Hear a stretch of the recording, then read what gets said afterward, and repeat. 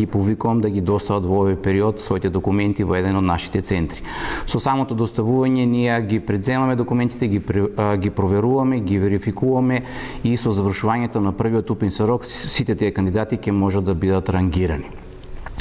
Нашите центри се отворени во текот на овие 4 дена и сите кандидати можат, например, ако живеат во Струмица, сакаат да студираат на некој факултет во Штип, може да ги достават документите во Струмица, за да избегнеме непотребни гужви во Штип.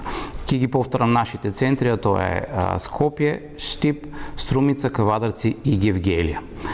Во текот на овој уписен рок понатаму следува по завршувањето на тие 4 дена следува објавување на прелиминарните резултати, период за приговори и понатаму објавување на конечните резултати со тоа што првиот уписен рок завршува на 1, односно 4 и 5 септември, кога ги запишуваме кандидатите.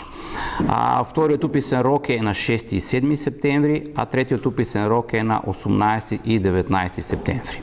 Со тоа завршуваат сите овие уписни активности и понатаму после запишувањето на сите кандидати продолжуваме кон организирање, односно почнување на првиот академски час и првиот семестар од дневното образование. Морам да споменам дека како и минатите години, така и оваа година универзитетот овозможува помош на сите кандидати кои што ќе се пријават во првиот уписен рок.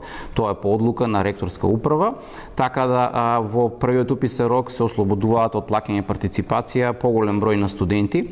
Ќе ги споменам дека на медицинскиот факултет ќе се ослободат 40 најдобро рангирани кандидати кои што ќе се пријават на првиот уписен рок, понатаму по 20 на земјоделски факултет, факултет за природни технички науки, економскиот факултет, правниот факултет, факултет за туризам и бизнис логистика кои што ќе се пријават во првиот уписен рок.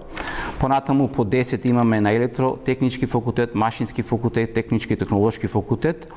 Факултетот за информатика има ослободување на прво рангираните 30 студенти, факултетот за образовни науки со 10 и музичка академија со 10 и филмска и ликовна академија со по 5 праворангирани кандидати кои што ќе се пријават во првиот уписен рок.